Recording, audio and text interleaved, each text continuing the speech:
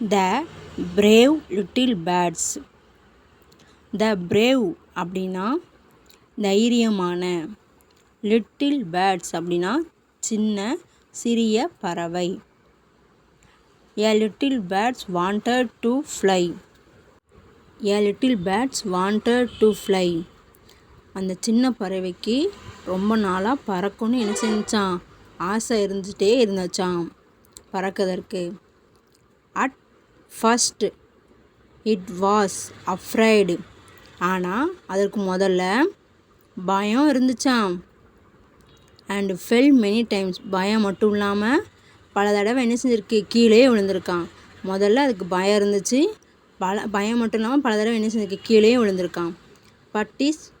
But it practiced every day. ஆனால் அந்த பறவை ஒரு நாளும் தன்னுடைய பயிற்சியை ஒரு நாளும் கைவிடலை.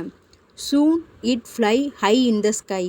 Soon அப்படின்னா சில நாட்களிலே, ஸ்கைனா வானம், வானத்தோட உயரத்துக்கு வரை என்ன செஞ்சான், அந்த பறவையானது என்ன செஞ்சான், பறந்துச்சான்.